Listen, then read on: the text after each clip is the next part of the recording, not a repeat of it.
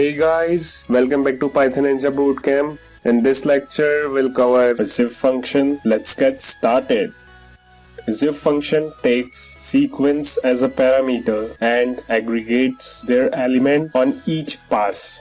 Let's see the general syntax of zip function. So here we have zip function, inside it sequence 1, sequence 2 and so on.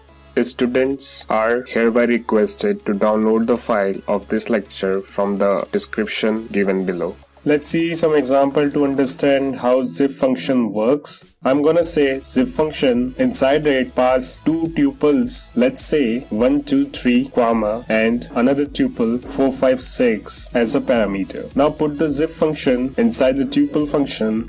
If you check out the output, you will see each element of the tuples are aggregated together. What if I add list 789 within a zip function? Again, it will return the aggregation of tuples along with list. Now, I'm gonna find greater number from the aggregation of tuples. Let's say for pair in zip function within a tuple 1, 2, 3, comma, another tuple 0, 5, 4, colon. Within loop print function, max function, pass pair. If you check out the output, you will see greater number from each pairs in the zip function.